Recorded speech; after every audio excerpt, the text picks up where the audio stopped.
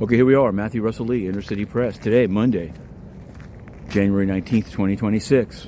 It's Martin Luther King Day, but of course the UN goes on, and so do other things, and so we're covering the news. What we can say is that upcoming, and I want to say that the opening arguments are January 26th, and we're going to be all over them, is the U.S. versus Alexander Brothers trial. But on Friday, after a round of trying to get things unsealed, seemingly rebuffed, there was an order for some unsealing, which will take place on Friday, January 23rd, the weekday before the opening arguments, and we will be covering it.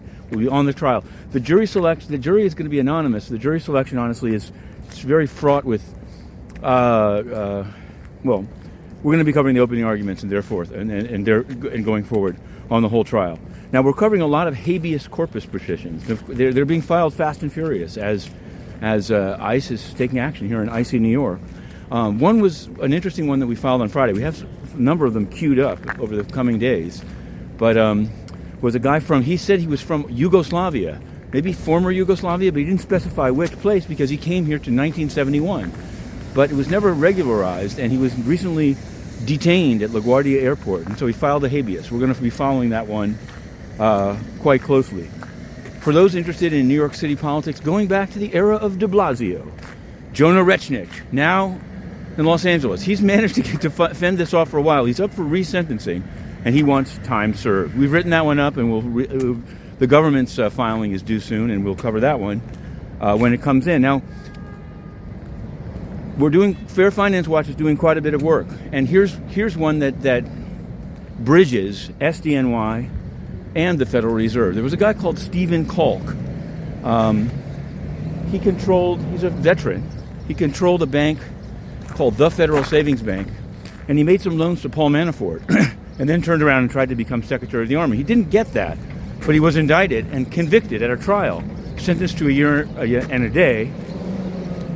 He asked repeatedly to have the surrender to BOP turned over. Eventually, that was unsuccessful.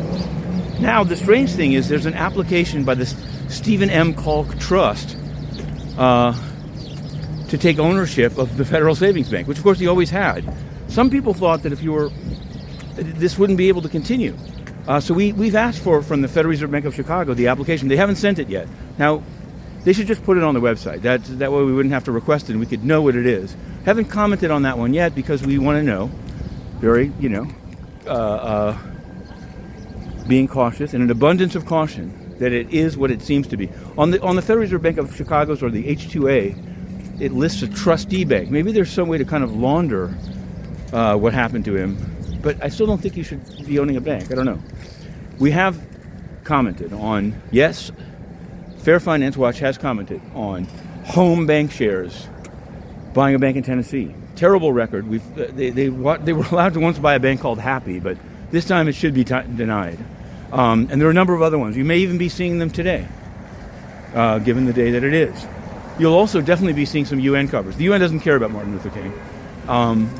Guterres is in Europe. He might be going to Davos. We'll have some coverage of that. But what we can say is that we repeatedly last week asked about the crackdown in Uganda in the run up to the election. They turned off the internet. I think there was an official letter to that effect. Turned it off. Stole the election. Same guy has been in power for 40 years. And the UN had absolutely nothing to say about it to our written questions. And nobody else they let in even asked about it. They all asked about the same repetitive things, even as people in a country, not an unknown country of Uganda, had an election with the internet turned off. So today at noon we'll be putting in questions. We may even live stream their briefing to show you just how decrepit and corrupt it's become under Antonio Guterres. We're here and we're working. Watch this feed.